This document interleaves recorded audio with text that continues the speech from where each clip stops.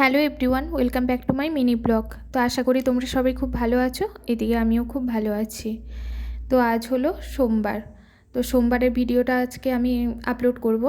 তো দেখো, সোমবারে তো আমাদের নিরামিষ, তাই হচ্ছে এদিকে বৃষ্টিও হচ্ছে, তাই ভাবলাম যে আজকে খিচুড়ি করা যাক। তো সেই মতো তোমাদের দাদাভাই হচ্ছে বাজার থেকে সবজি নিয়ে এসছে। তো চলো সবজিগুলো আগে কেটে নিই, তারপরে আবার কথা হচ্ছে।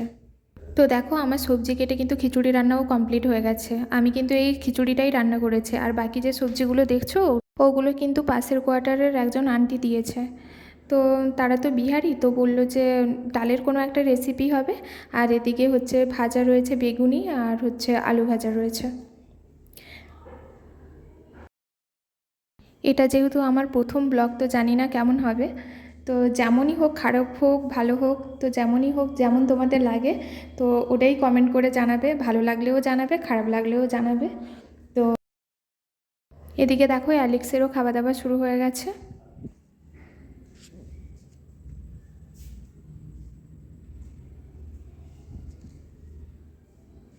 আর এই ভিডিওটা হলো যেদিন বিশ্বকর্মা ঠাকুর বিসর্জন হবে সেই দিনের ভিডিও। তো আমাদের কোয়ার্টারের ভেতরে এসেছিল, তো এই ভিডিওটাই আমি শ্যুট করেছি।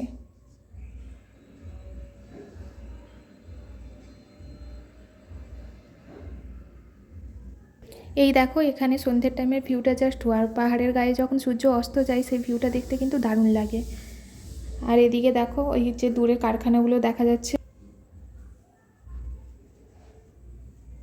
এদিকে কিন্তু আমি রান্নাঘরেও চলে এসেছি সন্ধ্যের স্ন্যাক্স বানানোর জন্য। তো আজকে স্ন্যাক্সের মধ্যে থাকবে মাখানা আর থাকবে ম্যাগি। তো এই দুটোই বানাবো। এই দেখো, চলো দেখতে থাকো।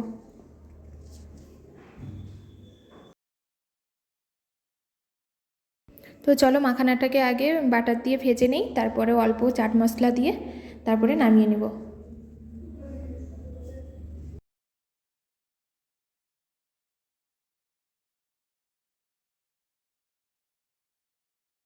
এদিকে দেখো, মাখানাটা কিন্তু রেডি হয়ে গেছে। এবারে আমি চাট মশলাটা দিয়েই নামিয়ে নেব।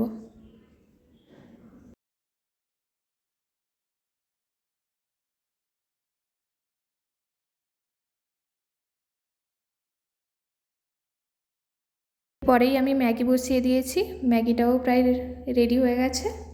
তো চলো, আজকের ভিডিওটা এই পর্যন্ত। কেমন লাগলো জানিও, ভালো লাগলেও জানাবে, খারাপ লাগলেও জানাবে। তো চলো বাই, আবার নতুন কোনো ব্লগে আবার তোমাদের সাথে দেখা হচ্ছে। তো ততক্ষণ সবাই ভালো থাকো, সুস্থ থেকো।